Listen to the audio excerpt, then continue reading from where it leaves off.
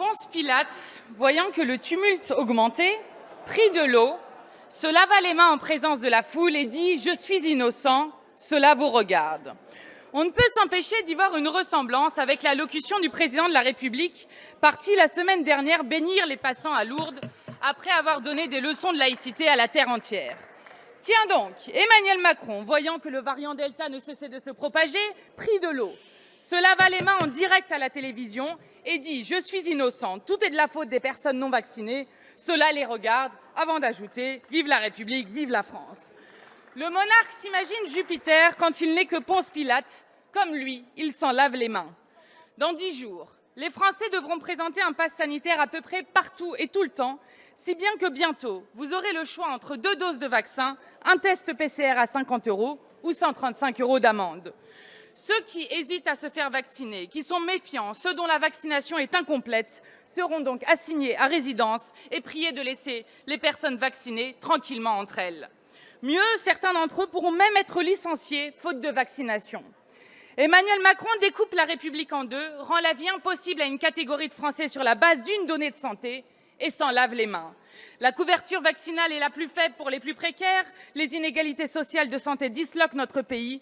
À peine 35% de la jeunesse a reçu 2 doses de vaccin. Oui, mais le président s'en lave les mains. L'Organisation mondiale de la santé nous dit qu'il faut convaincre plutôt que contraindre, mais le président s'en lave les mains. Le président s'en lave les mains, il a tonné, l'intendant suivra. La réalité se pliera à ses mots et surtout à ses contradictions. Car oui, le président parle et se renie, donne ordre et contre-ordre. En décembre 2020, il affirmait « La vaccination ne sera pas obligatoire » avant de la rendre de fait obligatoire. En avril 2021, le pass sanitaire ne sera jamais un droit d'accès qui différencie les Français avant d'en faire un droit d'accès qui différencie les Français. Le président ment et fait mentir au passage ses plus fidèles. Par exemple, le ministre Véran parlait d'une opposition de principe au pass sanitaire. Avalez la couleuvre, ministre, et bon appétit. Le président fait de vous des menteurs et il s'en lave les mains. Emmanuel Macron a des illuminations le lundi matin dans le huis clos d'un conseil de défense qu'il nous confie le soir à la télévision. Depuis 2017, c'est le fait du prince. Les Français tirés au sort pour suivre la politique de vaccination ont disparu.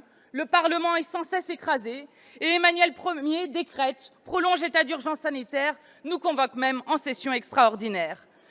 Sachez, collègues, que le fait de décider seul n'est pas étranger à l'absurdité d'une décision ou à sa brutalité.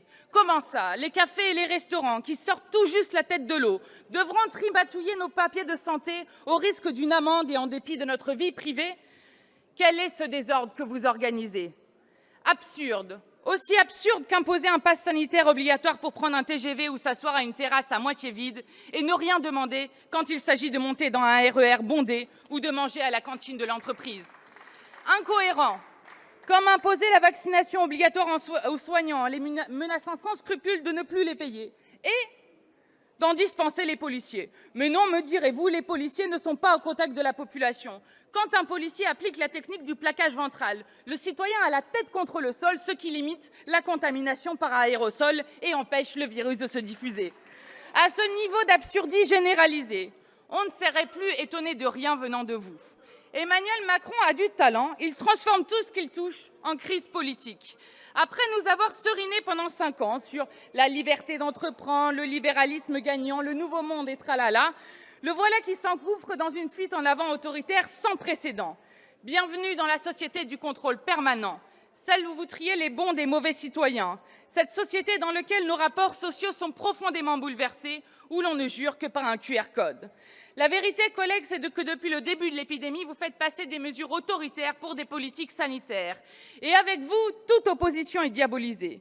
Que l'on s'entende bien, nous sommes pour les vaccins, mais pas de politique sanitaire sans confiance. Comment que voulez-vous que les Français aient confiance quand vous leur avez si souvent menti sur les stocks, sur les masques, sur la pénurie de moyens pour les soignants, sur le pass sanitaire lui-même? Emmanuel Macron pourra se prendre pour Pilate aussi longtemps qu'il voudra en se disant innocent. Il faudra bien un jour qu'il réponde de ses actes. C'est vous qui avez annoncé fin 2020 800 millions d'euros d'économies pour l'hôpital public. C'est vous qui avez poursuivi la fermeture de lits, même en pleine pandémie. C'est vous qui avez refusé à 2 reprises de lever les brevets sur les vaccins. Vous adorez nous répondre que nous ne proposons rien. Au fond, vous aimeriez que ce soit le cas. nous en avons fait beaucoup de propositions de loi. Alors, collègues, revenez à la raison, cessez de fracturer le pays. Au fond, vous devez avoir l'intuition, comme nous, que ces mesures franchissent un seuil dans l'inacceptable. La liberté est ce que nous avons de plus précieux. Ne votez pas des mesures qui la défigurent durablement.